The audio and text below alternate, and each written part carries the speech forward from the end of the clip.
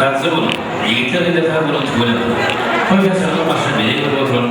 Onun otu imanı iyi bir şey oturmuşlarla nasip olun. Koyusuyan yaş varlarım. Dağıttı da bulundu. Barıslarlı bunu oynadık duyardım varma devam edin.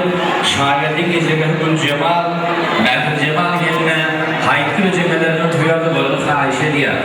Biri boyun şairlik Gül Cemal, Mehmet Cemal haykı gecegeleri değil.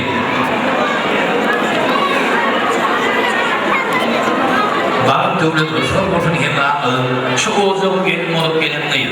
Yine aslında mantıklıdan lazım. Şu oğuzluğu gelin olup gelen değil. Gülcahan gelin. Gayden rakipli ol.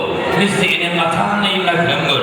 Devletli oğuzluğundan bak olup gelen şu oğuzluğu gelin olup gelen değil. Hele bu gecekleri Gülcemal, Mekir Cemal hayt güleceklerinden toyarlı varlık Ayşe diye.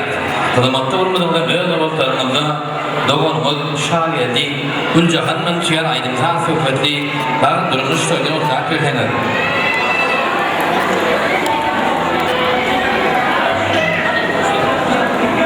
Salam Muhammed Elenmiş Baba işte ara çıkıyor. Ne şunun iyi korkuda olsun şahidi bilen geldiğimiz cahan canım bak tuyla bakıyorsun. Yine ne yapıyorum? Kartı olmamına gideyim. Allah'ca iyi bir art ağlaymış kalabalık gelecekler.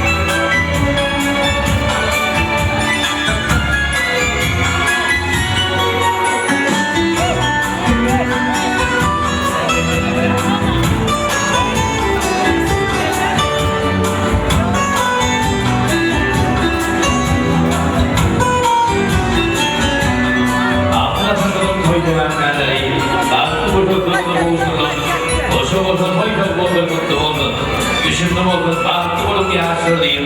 Korkuttu bir ifade soyardı görmedeyim. Doğan edip şagirdi, dağları, bozu direkim şemden, yüzüm dağlarının soyardı görmedeyim karşı diye. Benim bu şagirdim dağıtı, bozarla hemden, dağıtı yüzümden soyardı görmedeyim karşı diye. Eğitimmetin bereketli bolmaçak, yağdamanın öğrenle de sallanacak. İlk etapı batı oturdu oğuzu, keçeveli gelip güverim. Sağ ol. Adını mimarlar, adını yaklar. Oğuzlar, yani